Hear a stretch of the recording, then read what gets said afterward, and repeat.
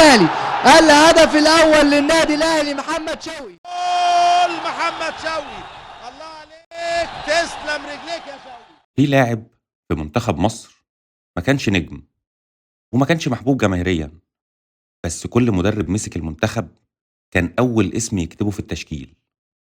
مش لاعب مهاري ومش هداف ولا حتى بيطلع ترندات، بس من غيره كل اللي انت فاكره عن جيل البطولات ده كان ممكن ينهار. والأغرب إن الراجل ده كان أساسي مع مدربين مختلفين تماما وبيلعبوا بطرق مختلفة تماما عن بعض. فالسؤال هنا مش محمد شوقي كان كويس ولا لأ، السؤال الحقيقي إزاي لاعب واحد يكون مش محبوب جماهيريا بس لا يمكن الاستغناء عنه فنيا. في الفيديو ده مش هنعمل مسيرة تقليدية ولا هنعد بطولات، احنا هنفهم ليه محمد شوقي كان دايما أول اسم في التشكيل، وإيه الحاجة اللي كل المدربين شافوها فيه والجمهور عمره ما شافها. خلينا نكون صراحة، محمد شوقي عمره ما كان نجم شباك ولا اللاعب اللي الجمهور بيفضله، بس كان دايما اللاعب اللي المدرب بيبني عليه الفريق. في الكورة في لعيب مهمته إنه مش بيبان، مهمته إن اللي حواليه يبانوا. ولا بيطلب الكورة كتير ولا بيلعب باستعراض، بس من غيره الإيقاع كله يبوظ. وده بيفسر ليه مدربين مختلفين وأفكارهم متناقضة اتفقوا على اسم واحد.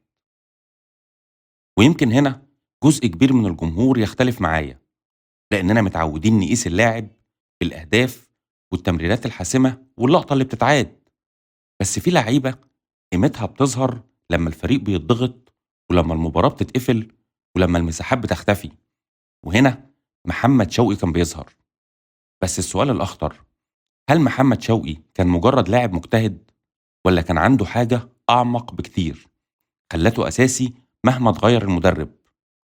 خلينا نرجع للبداية. محمد شوقي ما دخلش الكورة وهو موهبة بتلمع من بدري، ولا كان الولد اللي كل الناس بتتكلم عنه وهو صغير. هو دخل الكورة بالطريق الصعب، طريق اللاعب اللي لازم يثبت نفسه كل يوم. ما كانش أسرع واحد ولا أمهر واحد ولا اللي بيعمل لقطة تخليك تقوم من مكانك، بس كان دايما واقف صح وموجود في المكان الصح وفي التوقيت الصح. وده اللي خلى المدربين ياخدوا بالهم منه، مش لأنه بيسجل لكن لأنه بيعرف يقفل، يعرف يظبط الملعب ويعرف يهدي اللعب. تعال أسألك سؤال بسيط، عمرك شفت فريق كورة من غير توازن؟ تحس كل واحد بيلعب لوحده والكورة مش راضية تمشي صح. محمد شوقي كان حل المشكلة دي. هو مش اللاعب اللي بيكسبك الماتش لوحده، بس اللاعب اللي بيخليك ما تخسرش، وده أخطر نوع لعيبة. بس الأغلب الناس ما تعرفوش إن محمد شوقي ما كانش بس لاعب ملتزم، هو كان لاعب المدرب بيحس معاه بالأمان. وعشان كده فضل أساسي مع مدربين ملهمش أي علاقة ببعض، مدرب دفاعي، مدرب هجومي، مدرب بيحب الاستحواذ، مدرب بيلعب على المرتدات. كلهم كان عندهم اسم مشترك واحد، محمد شوقي. ليه؟ لأن محمد شوقي ما كانش بيلعب بطريقة واحدة، هو كان بيفهم المدرب عايز إيه قبل ما المدرب يطلب. لو الفريق محتاج يقفل تلاقيه بيقفل، لو الفريق محتاج هدوء تلاقيه بيهدي الملعب، لو في لاعب جنبه تايه تلاقيه بيغطي عليه. محمد شوقي كان لاعب بيشتغل عشان الفريق مش عشان الكاميرا. بس السؤال هنا، ليه لاعب بالقيمة دي ما تحولش لنجم جماهيري؟ وليه ناس كتير ما خدتش بالها من أهميته غير بعد ما مشي؟ محمد شوقي ما طلعش من نادي بطولات ولا اتعمل له بروباجندا، طلع من بورسعيد، مدينة بتتنفس كورة وضغطها أعلى من أي مكان. لما لعب في المصري ما كانش مجرد لاعب وسط، كان ارتكاز وقدر يسجل 15 هدف في 60 ماتش، وده رقم مش طبيعي للاعب مركزه دفاعي. التحول الحقيقي ما حصلش في الأهلي ولا المصري، حصل في الأرجنتين. كأس العالم للشباب 2001، مصر بتجيب الميدالية البرونزية في أفضل إنجاز في تاريخها الكروي، ومحمد شوقي بيتصنف أفضل لاعب وسط مدافع في البطولة. وهنا اتولد اللقب رجل الباص الواحد، يلمس، يمرر، الهجمة تبدأ من غير فلسفة ولا لمسات زيادة. الأهلي خد محمد شوقي مش عشان اسمه ولا علشان هدفه في الأهلي، خده عشان هو القطعة اللي ناقصة في مشروع مانويل جوزيه. جوزيه كان محتاج لاعب يقفل المساحات ويحرر الهجوم. شوقي كان الجندي المجهول اللي بيلم ورا المهاجمين. الغريب مش إنه كان أساسي، الغريب إنه كان أساسي مع مدربين عكس بعض. جوزيه مدرسة أوروبية، ضغط وتمركز. حسن شحاتة واقعية وروح وقتال. ومع الاتنين محمد شوقي ما بيتشالش من الملعب. ليه؟ عشان هو بيفهم الملعب مش بس بيلعب. في أفريقيا 2006 محمد شوقي لعب كل دقيقة في البطولة. وفي أفريقيا 2008 كان المسمار اللي جنب حسني عبد ربه. عبد ربه يطلع، شوقي بيغطي. وده اللي ادى الفرصة لحسني عبد ربه إنه ياخد هداف البطولة وأفضل لاعب في البطولة. مفيش فجوة، مفيش مساحات. عشان كده مصر كانت متوازنة. في ملحمة كأس القارات 2009 قدام البرازيل محمد شوقي بيسجل هدف عالمي في خوليو سيزار. وقدام إيطاليا بيقفل تماما على بيرلو ودروسي. ده مش لاعب محلي، ده لاعب فاهم يعني إيه مستوى عالمي. محمد شوقي ما كانش نجم شباك، بس كان نجم توازن. لاعب لو شلته الفريق بينهار من غير ما الجمهور بيفهم ليه. وعشان كده كان دايما أساسي. لو رجعنا للأهلي من 2003 لحد 2007 هتلاقي إن الفريق ده كان مليان نجوم.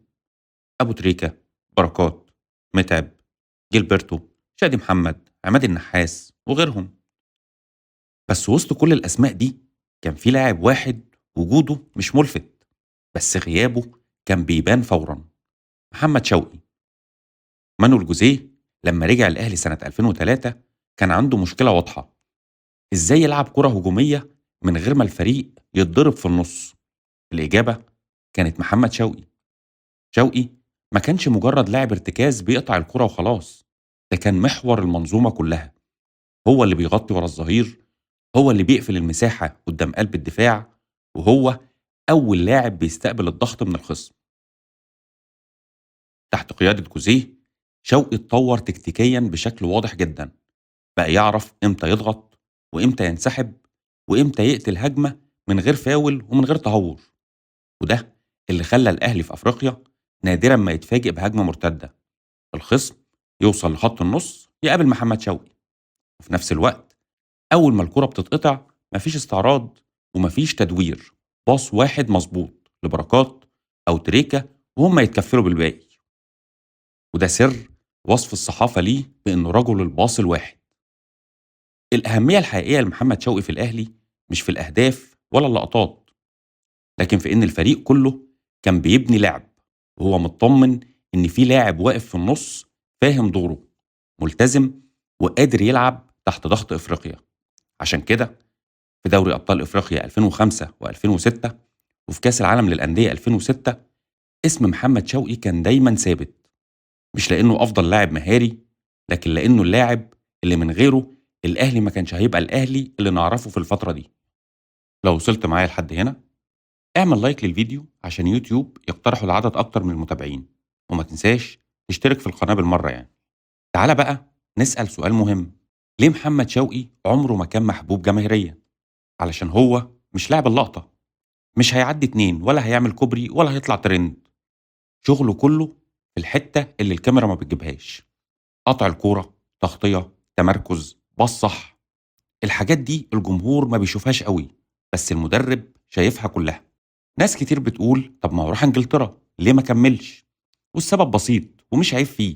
الدوري الانجليزي بيعتمد على السرعة الجنونية والالتحام المستمر، وشوقي وقتها كان طالع من دايرة إصابات وتغيير مدربين، لكن ده ما ينقصش قيمته كلاعب تماما.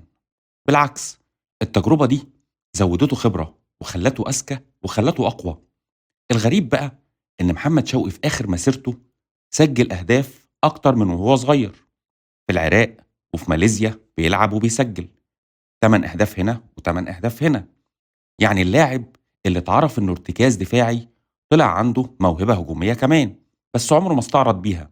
ولما اعتزل ما اختفاش، دخل التدريب ودخل الإدارة ونجح. اشتغل مع ميدو، اشتغل مع شوقي غريب، اشتغل مع كارلوس كيروش، وصل نهائي أفريقيا وكان قريب من كأس العالم. ولما مسك زد كمدير فني كسب الزمالك. يعني نفس العقل اللي كان بيقفل الملعب وهو لاعب لسه شغال وهو مدرب. محمد شوقي مش قصة لاعب كسب بطولات، دي قصة نوع لاعب، نوع أي فريق كبير ما ينفعش من غيره حتى لو الجمهور مش شايفه. وعشان كده كان دايما أساسي، مش علشان هو الأفضل لكن عشان من غيره الكل يضيع. ولو فاكر إن الكورة مهارات بس، فأنت محتاج تعيد تفكيرك. قولي رأيك، هل محمد شوقي اتظلم جماهيريا ولا ده مكانه الطبيعي؟ ولو النوع ده من الفيديوهات عجبك، اعمل لايك واشترك في القناة عشان لسه حكاياتنا مكملة. شكرا واشوفكم على خير.